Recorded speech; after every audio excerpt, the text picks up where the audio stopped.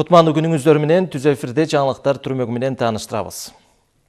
ШКУга мүчө мамлекеттердин жаңы маалыматтык күн тартибин түзүүдө ЖМКлар катализатор боло алат деп билдирди президент Сооронбай Жээнбеков бүгүн Шанхай кызматташтык уюмундагы өлкөлөрдүн медиа форумунун ачылышында. Медиа учурдагы дүйнөнүн тарыхын дароо чагылдырат деп айтылат. Сиздер билгендей, бул жылы Кыргыз Республикасы Шанхай кызматташтык уюмуна төрагалык кылууда. Кыргызстандын төрагалык кылуусунун алкагында биздин өлкөлөрдүн ар кандай деңгээлдеги байланыштары тыгыз болгон. Бул жылы коргоо министрликтери, тышкы иштер министрликтери, маданият министрлери жана ШКУга мүчө мамлекеттердин коргоо кеңештеринин катчыларынын жыйындары сыяктуу маанилүү саясий иш-чаралар өттү. Кыргызстан дайым ар кайсы тармактарда, анын ичинде медиа тармагында дагы кызматташууга жана тажрыйба бөлүшүүгө даяр. Биз эки тараптуу да, көп тараптуу да форматтарда өз ара аракеттешүү жана тажрыйба бөлүшүүнү көздөйбүз. Бишкек медиа форуму бүт ШКУ аймагында медиа кызматташуунун жаңы доорун ачуусун каалайбыз. Бизде мамлекеттик да, көз карандысыз да ЖМКлардын күчтүү институту түзүлдү. Биздин өлкөдө прессага мамиле өзгөчө, ага ишенишет жана ага кулак салышат. Анткени сөз эркиндиги жана журналисттин позициясынын көз карандысыздыгы биздин коомдун көптөн бери кармаган салты болуп калган. Пресса бизде жаранды коомдун жарчысы болуп, коомдун маанайын аныктап турат. Жарандар жана мамлекеттик бийликтин ортосундагы диалогдун ортомчусу болуп саналат. Бизде журналисттердин аркасы менен бардык кабыл алынуучу чечимдер коомчулукка дароо маалым болуп турат. Эртеликеч өлкөдө болуп жаткандын баарын адамдар ЖМКлар аркылуу билип турушат. Ошондуктан бизде ЖМК үчүн жабык тема жок десек болот. Мен ойлойм, акыркы мезгилдерде мына Кытайда болуп аткан баягы жаңы технологияларды колдонуу менен кандай бүгүнкү күндө маалыматтын кандай берилиши, технологияларын колдонуп ар кайсы өлкөлөрдө бүгүнкү күндө ар кандай методикалар, ар кандай тенденциялар чыгып атат. Ошолордун жакшы жагын мен ойлойм азыр карап үйрөнсө болот деп. Кытайдын Жунго Шинжаң радио телестанциясынын өкүлдөрү 2 күндөн бери Ош шергесинде кызматташтык сапарда жүрөт. Алар элдик канал менен чогуу аймактагы бийлик, медиа, коомчулук өкүлдөрү жана телекөрүүчүлөр менен жолугушуу уюштурду. ЛТР МТРКсынын Оштогу башкы кеңсесинде чыгармачыл жамаат мүмкүнчүлүктөрү менен таанышып, кызматташтык келечегин талкуулады. Кытайдын Жунго Шинжаң радио телестанциясынын жетекчиси Жао Гаң мырза баштаган өкүлдөрдү ЛТР каналынын жамааты нан, борсок менен жылуу тосуп алышты. Ал биринчи кыска тааныштырып койду. Телеканал менен бизге экскурсия чыгарды. Андан соң коноктор элдик каналдын бир катар бөлүмдөрү менен таанышып чыгышты. Алар 24 саат бою ободо жаңырган ЛФМ радиосу жана ЛТРде 17 саат бою көрөрмандарга агартуу жаатында 20 ашуун атраптуу программаларды тартуулаган Илим Билим каналы менен таанышты. Жалпы элдик каналдын мүмкүнчүлүктөрүнө күбө болушту. Бул жалаң агартуу багытында да илим, билим, адамдын Кытайлык кесиптештер бул учурда элдик каналдын жалпы жамааты менен жолугушууга да кенен убакыт бөлдү. Анткени Жунго Шинжаң радио телестанциясынын Жунгого сапар көрсөтүүсүн буга чейин ЛТР каналы 10 жыл убакыт спутник аркылуу 54 өлкөгө таратып келген. Андан улам келечекте эки тараптуу чыгармачылык кызматташтыкты арттырууда кеңири баарлашып, көрөрмандарга кызыктуу, сапаттуу программаларды чагылдыруу боюнча сунуш пикирлер айтылды.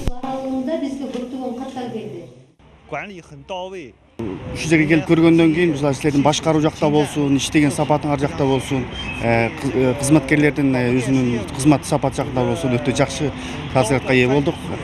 Бүгүн ушул жерде биз көргөндөн кийин биз ушул жактарда көп ойдорго келдик, ошо кызматташ жагында. Мындан кийин дагы кызматташ ишкилей тереңдеп эки теленин байланышын жакшыртканга амал кылабыз. 10 жылдан ашык Жунго сапар берүүсүн ЛТР телеканалы аркылуу Кыргызстанга, кала берсе ошол спутник аркылуу башка өлкөлөрдө жашап жаткан кыргыздарга, этникалык кыргыздарга жеткирип берүүдө силердин салымыңар өзгөчө болгон, чоң болгон.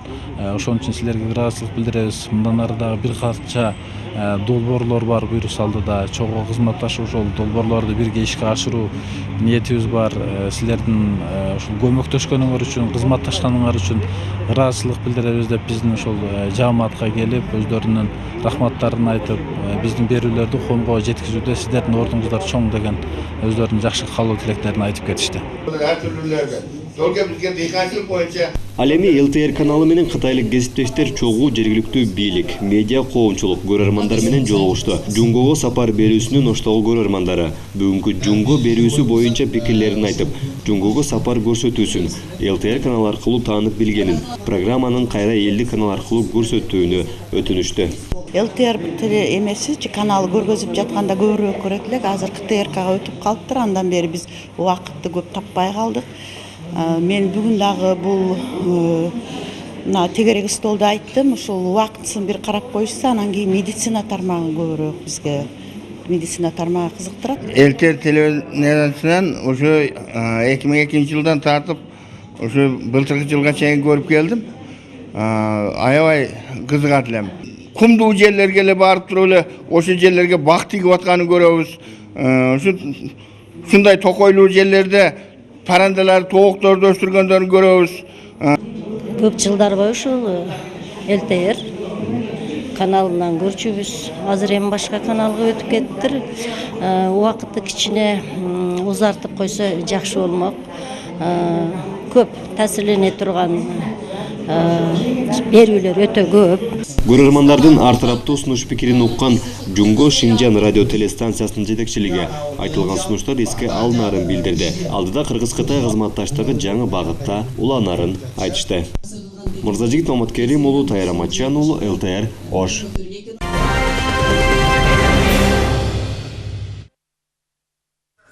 Премьер-министр Мухаммедкалый Абылгазиев президент Сооронбай Жээнбековго Айыл чарба тамак аш өнөр жайы жана мелиорация министри Нурбек Мурашевди берген арызына ылайык элеген кызматынан бошотуу жөнүндө сунуштама киргизди.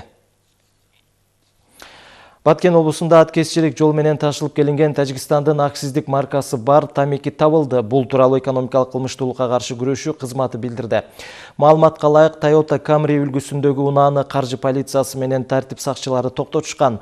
Текшерүү маалында унаадан 16 000 куту тамеки табылган. Айдоочунун берген маалыматы боюнча тамеки аткезчилик жол менен ташылып келинген, ал Бишкектин базарларында сатылмак. Товардын жалпы баасы 800 000 сомду түздү. Башка кабарлардан энергетика кече бүгүн эртең дал ушундай аталышта тегерек стол мамлекеттик техникалык китепканасында болуп өттү. Анын ишине ойлоп табуучулар, илимпоздор, студенттер, магистрлер, аспиранттар жана жогорку окуу жайлардын мугалимдери менен биргеликте тиешелүү министрлик жана ведомстволордун өкүлдөрү катышты. Жолугушуу диалог жана пикир алмашуу форматында болду. Иш-чараны интеллектуалдык менчик жана инновациялар мамлекеттик кызматынын стат катчысы Талант Конокбаев ачты. Тегерек столдун башкы максаты катары студенттер арасында ойлоп табуунун деңгээлин көтөрүү, ойлоп табуу тармагындагы ишмердүүлүк боюнча маалымат алмашуу жана ойлоп табуулардын ортосунда байланышты чыңдоо болуп саналат. Бүгүнкү күндө ошо энергетикадан эң бат, эң жакшы өнүгүп аткан бул альтернативный источник энергия деп коет, жана шамал энергиясы, күн энергиясы, анан кыктан жана газ алган технология биомасса деп коет. Ошо энергиялардын пайдаланып Кыргызстанга кандай пайдасы келет, кандай пайдаланса болот, кантип ушулардын баарын өңүрсөк болот деген ойлору менен ушуга талкуу болуп атат.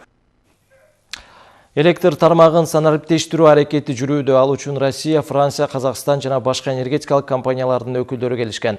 Улуттук энергия тутумдун адистери алар менен пикир алмашып алдыда кызматташууну көздөөдө. Атаандаштыкка туруштук бере алган инновациялык идеялар жана технологиялар менен таанышып, аларды компаниянын объекттеринде ишке киргизүү максаты коюлган. Иш-чара Кыргызстандын энергетикалык түйүнүнүн 85 жылдык мааракесине карата уюштурулган. Энергетикадагы санарип технологиялар деп аталган бирдиктүү презентациялык күн эртең жыйынтыкталат. Негизи ушу Орусиянын негизги алдыңкы инновация технологияны иштеп аткан, цифровизация иштеп аткан компаниялардын, фирмалардын, ушу жетекчилерин, ошолордун адистерин чакырганбыз. Кызык докладдар болот, ошолорду талкуулар болот. Аны ошо негизинде биз жакшы докладдарды карап, кийин өзүбүз ошол технологияларды цифровизациялап кантип киргизип, кантип биздин дагы энергия системаны цифровдо өткөзүп, ошолор боюнча ири талкуу болуп, жакшы чечимдер кабыл алынат. Эмгек миграциясында жүргөн кыргызстандыктардын саны 800 миңден ашуун, алардын көпчүлүгү маянасы төмөн кара жумуштарда иштешет. Буга жарандардын билимсиздиги, кесипке ээ болбогондугу себеп. Мигранттар туруктуу жана айлыгы жогору кызматтарда иштеши үчүн аларга кесиптерди окутуу керек. Россия Казакстанда техникалык кесип ээлерине талап жогору. Миграцияга кетип жаткандарды даярдыктан өткөрүү, бара турган мамлекеттин мыйзамдарын окутуу, тилин үйрөтүү боюнча чараларды көрүү талкууланууда. Ага мамлекеттик органдардын, жарандык коомдун жана эл аралык уюмдардын өкүлдөрү катышууда. Биринчи ирет маалыматтар ошол жергиликтүү органдарда болот. Кайсы үй бүлөдөн миграцияга ким кетти, качан келди, балдары калдыбы, бир топ социалдык дагы маселелер, көйгөйлөр чыгып атат. Булар болсо ошол эле балдар ата-энесиз калып атат. Туугандардын кол астында ошол эле үй бүлөлөр бузулуп атат.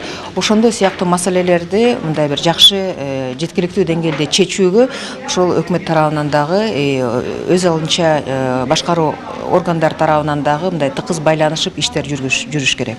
Бүгүнкү күндө өзүңүздөргө белгилүү 800 миңден ашык биздин жарандарыбыз тышкы эмгек миграциясында жүрөт. Мектепти бүтүп, баягы квалификация албай эле, же бир кандайдыр бир адистик албай эле чыгып барса, анда адистикке иштей албайт. Ошондуктан төмөнкү квалификация жумушта иштегендер көп.